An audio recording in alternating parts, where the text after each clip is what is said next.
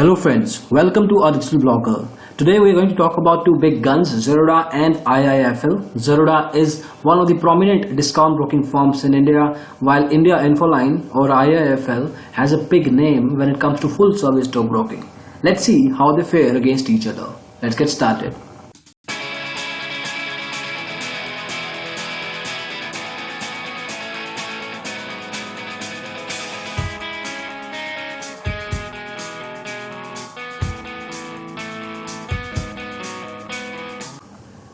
As usual, this comparison will be based on multiple factors. We'll start with looking at the company backgrounds. We'll see how they fare when they started, what kind of account opening charges or annual maintenance charges they place, what kind of brokerage they have, exposure or leverage offered across segments, what kind of research or any trading education stuff that they do for their clients, trading platforms who will check out the performance of their mobile apps specifically, and some other features that can help you to decide if you are confused between IIFL and Zerodha, which one is a better choice for you.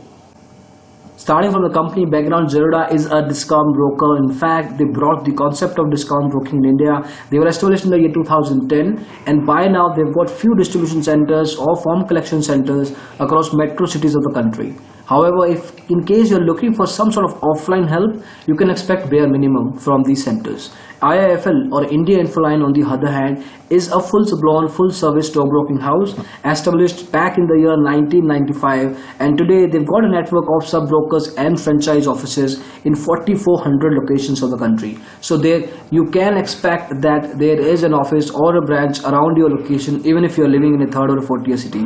As far as exchanges are concerned, both these stockbrokers are members of BSE, NSE and commodity exchanges of the country. Talking about account opening charges, in case you're interested to open an account with Zerodha, you need to pay 200 for trading account and 100 for Demat. To maintain your Demat account, another 300 you need to pay every year. IIFL on the other hand is very expensive. They'll need 750 rupees for trading account, 555 rupees for Demat account and another 300 for annual maintenance charges. So AMC is similar, but account opening charges are way different. IIFL is very expensive on those terms.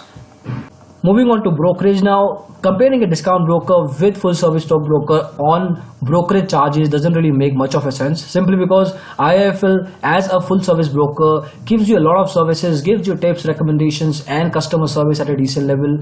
Zerodha on the other hand is a discount broker and provides you low brokerage charges, and that is their USP anyway.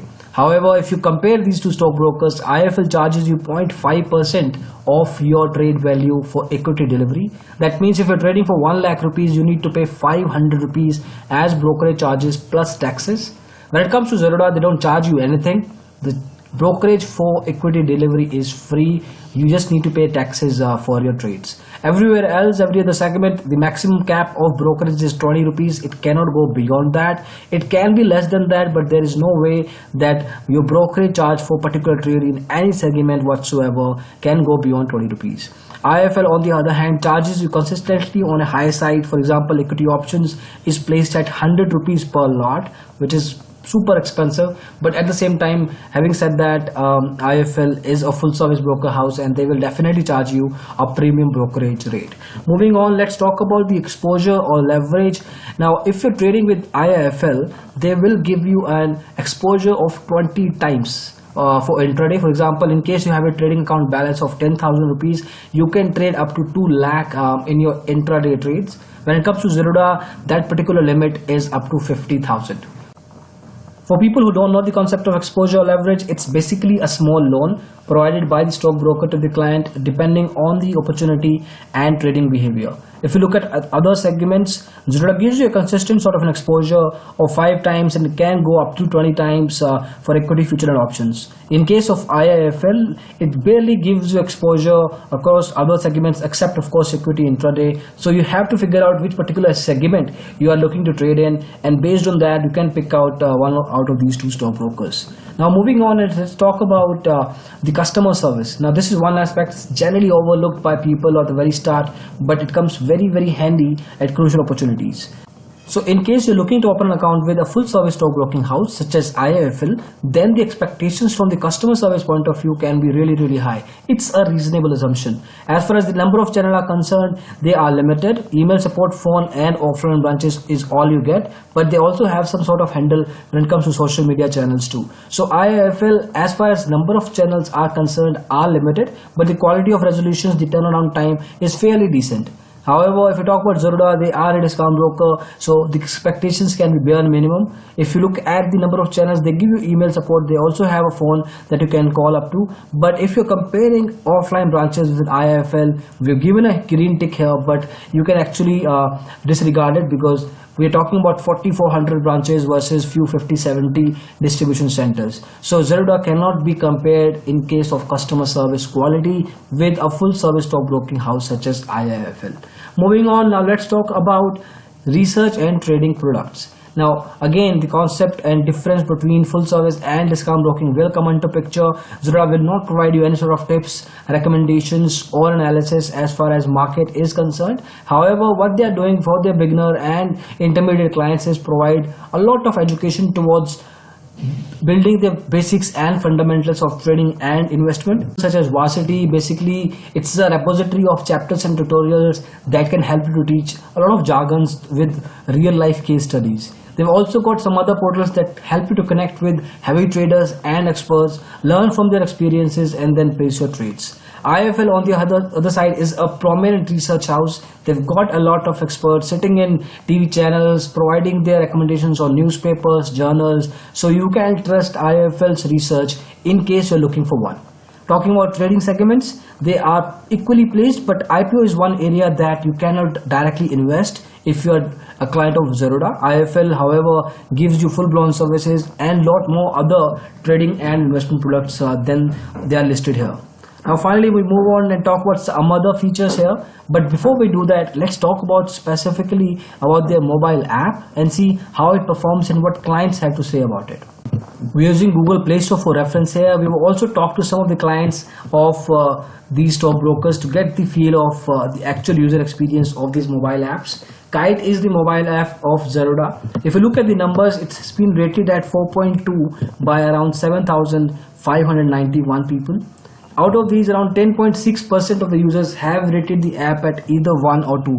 So the satisfaction score is around 90%, which is way beyond the average percentage. However, when you talk to the people, some of the concerns regarding the mobile app are around the connectivity issues. But specifically, if you're living in a smaller city or you are using a lower internet connection bandwidth. So otherwise, you won't really be facing those issues. Other concern was around the charting feature. So in case you want to do your technical or fundamental analysis by yourself using the mobile app, you might face intermittent issues. Mobile app has been recently updated on March 28, 2017.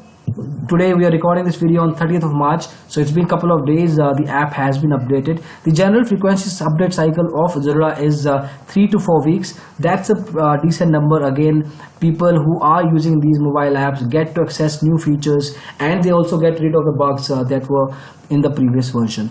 The app has been installed in the range of 1 to 5 lakh. It's again a more than an industry number average. Now moving on, let's talk about the IIFL Markets app.